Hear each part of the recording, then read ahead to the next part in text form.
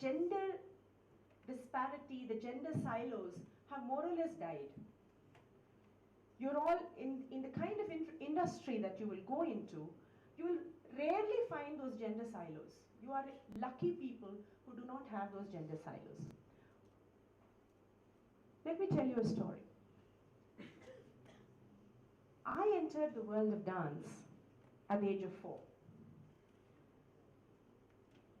A teacher, a lady looked at me and told my mother in a temple in Sikandrabad in now Telangana. She said, oh, this girl has big guys, teach her how to dance. So my mother said, wow, this is wonderful. But who will teach me? Who will teach her? So this lady said, I will teach her. You know, good marketing techniques. You should hang out in temples and get students. This is what she did. So I ended up entering the world of dance at the age of 4.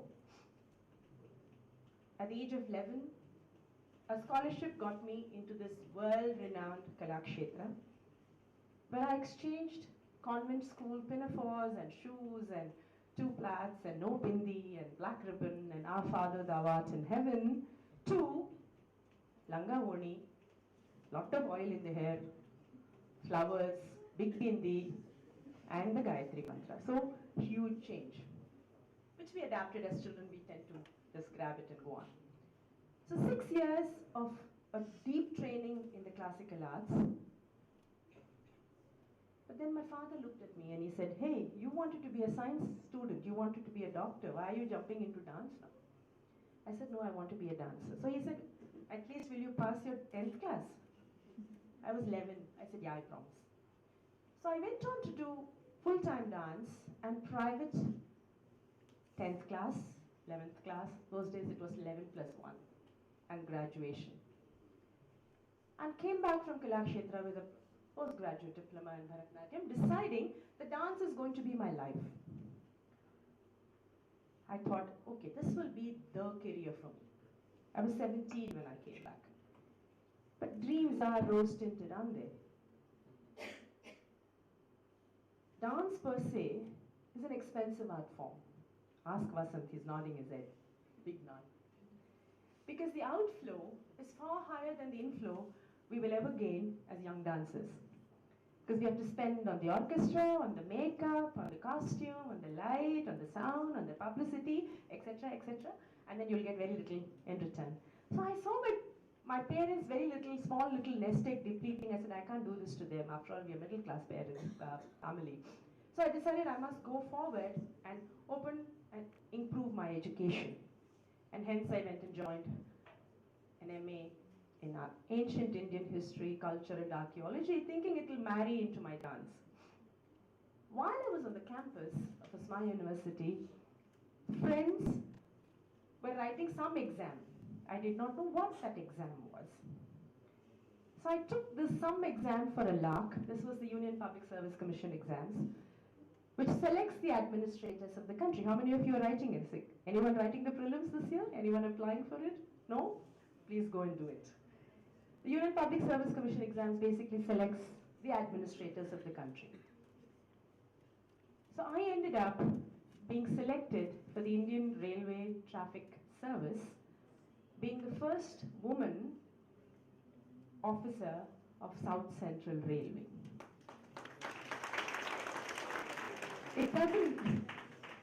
It was a male-dominated, still is, rather male-dominated service. I call it muscular, mustachioed and macho.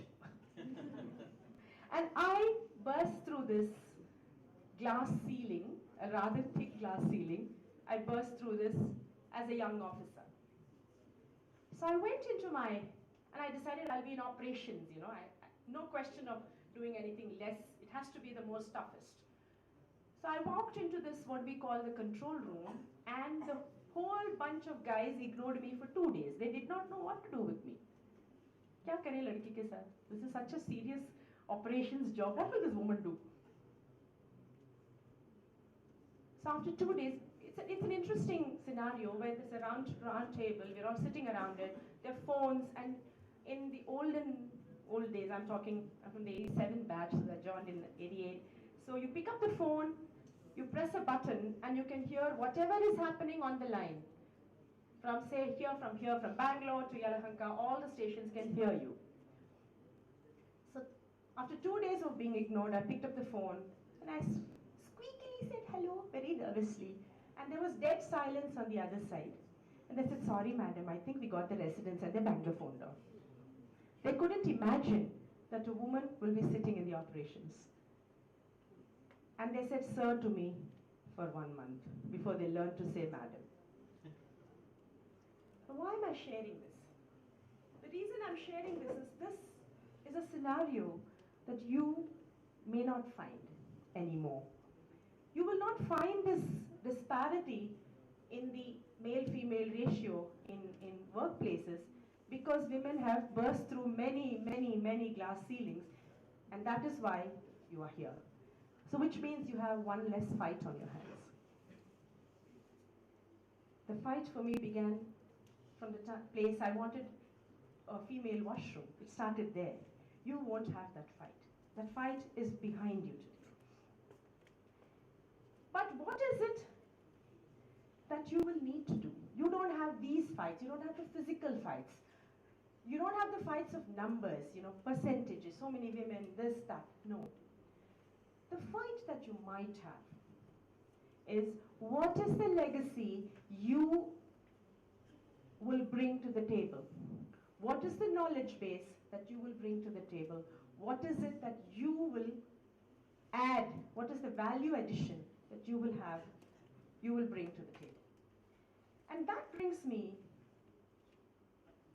to the most important aspect of choice.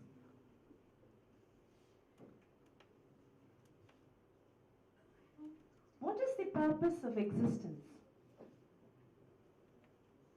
Something completely, you're thinking I'm going off track? No. What is the purpose of existence? And answer to this is, Richard Dawkins said, the purpose of existence, and I quote, of every living organism is to contribute to the growth and evolution of its species. This is Richard Dawkins.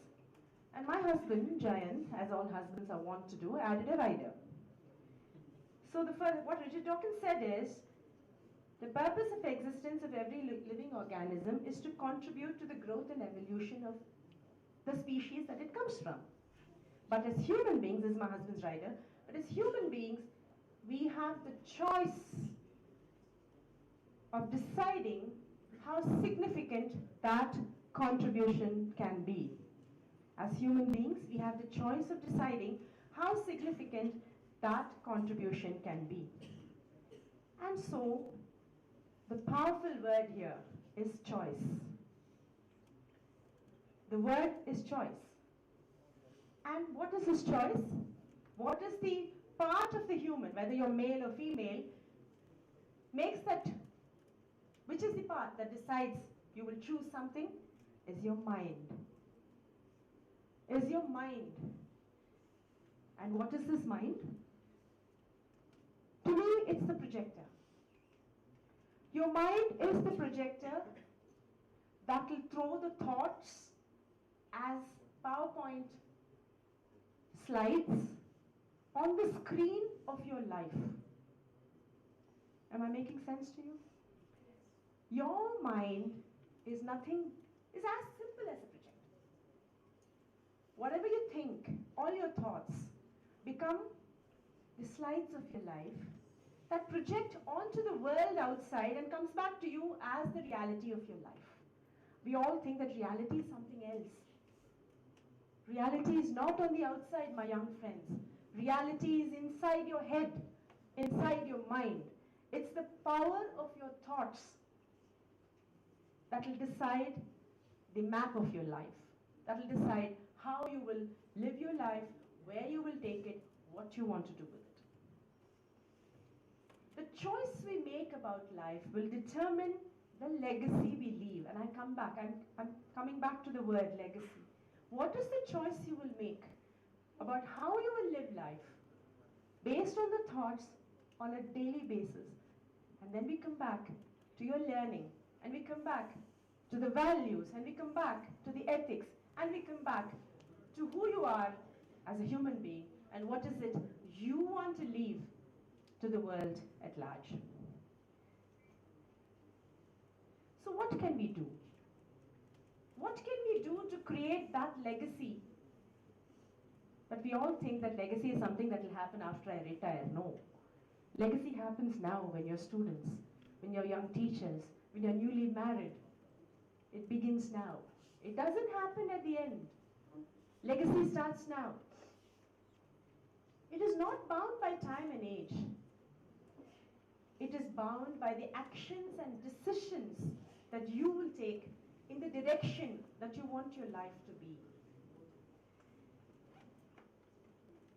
It is the bank balance of your life. Literally, the virtual balance, not the money in the bank. But if you have this virtue, that also will come. And it is the greatest gift that you as human beings can leave for someone. And so, we come back to the mind. So what shall we do with the mind? What is this mind? Is it the door, or is it the key? Is it salt water, or is it sweet water? Is it the ignition key, or is it the kachra in the carburetor in your car? Is it weeds, or is it flowers? I think the boys there are getting a little bored. Boys, don't get bored. Is it poison, or is it nectar? What is the mind to you? What is the mind giving back to you? Is something you need to ask yourself. Is it giving you poison? Is it giving you nectar? Is it giving you anger? Is it giving you peace? What is the mind giving to you? And someone said, like Rajnikant, mind it. Yes, mind the mind. The mind is something like the projector, as I said, or like the dish transponder that can give you the clutter of evening news, the clamor and clutter of evening news, or the rubbish television serials, or anything beautiful. That choice is in your remote. So what is it you choose in your mind is an important lesson that you will need to learn as you're growing up. Make the choices correctly, because what you think is your reality. That will be the choices that you make in the life that is thrown back at you, and that is what you live. And to help you go through this process in life, I will encourage you to pursue your passions. Many of you are maybe engineering students, medical students, architecture students, science students. More often than not, you give up on your talent.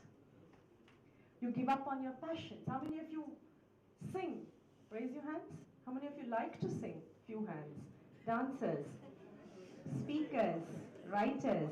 Okay, good. Now the trick is, while you're pursuing an extraordinary education, and I'm told by Dr. Kulkarni that this university has a compulsory credit paper in arts, and I'm so glad for that. There is a reason, not because it's wonderful or it's fashionable to be in art. There is a reason for this. While you're pursuing your core competency as engineers and scientists, and architecture students or history students or whatever, please remember that your passion, your talent will be your core strength. And I'm making a distinction between the two. Core competency is what will give you your degrees invariably, and probably will give you your job also. But the minute you get your job, fantastic jobs, and God bless you for that, at that altar of aligning with what is expected, for God's sake, don't sacrifice your innate talent. Don't give up on your passion. It is possible. Don't let anyone tell you that you can do one and you can't do the other. And you have a standing example in Vasant, who's done who heads, I mean, he heads 2 tracks, he walks 2 tracks as an MBA professor and as a dance professor. It's possible. It's possible for you to be able to be on 2 tracks and to be able to. Is this a problem there at the back, boys?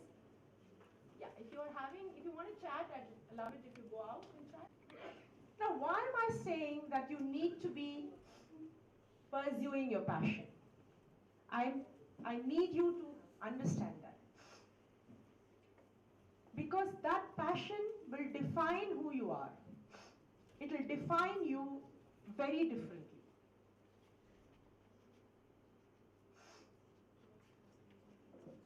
And it becomes your core strength.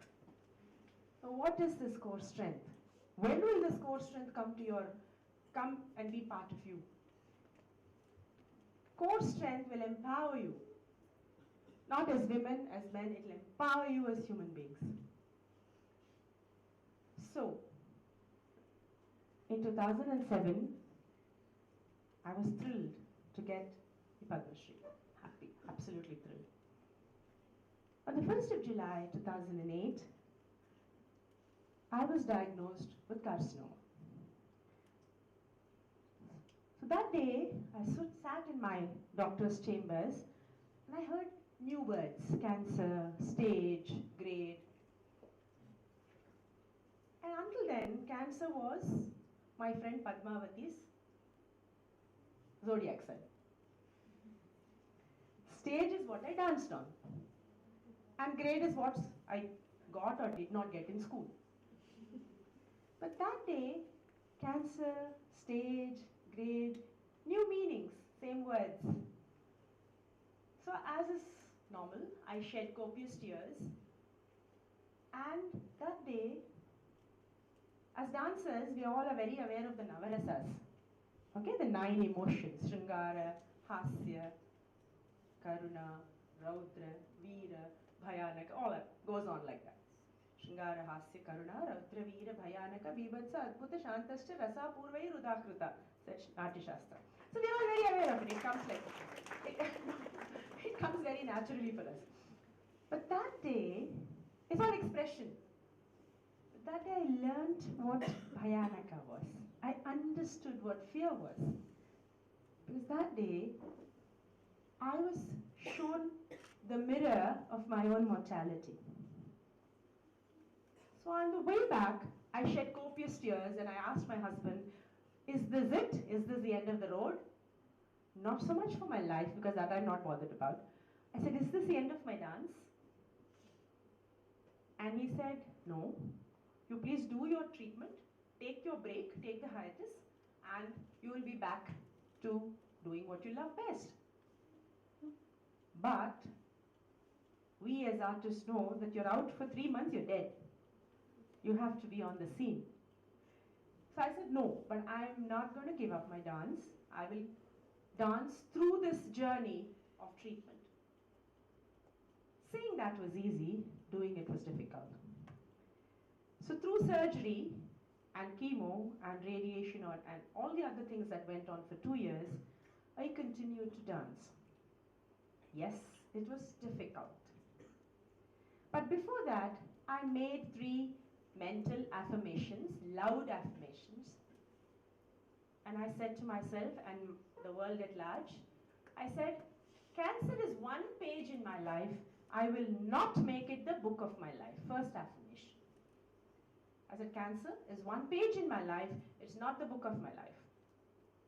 2, I said, I will ride it out. I will not allow cancer to ride me. And 3, I said, I won't say, why me? I will not say, why me? Ever. These 3 early decisions helped me navigate that journey through cancer with the same smile. Why am I sharing this with you? Because that power of the mind that decided how the journey will be in the future, even in spite of such a setback, will help you navigate these things easy. Yes, it was difficult. Because cancer comes with a lot of drama, melodrama, clamor, clutter, rona, dhona. It comes with a lot of things. I, who could dance for 3 hours, couldn't climb stairs. And I lost my hair. I went from beautiful to bald in 3 days.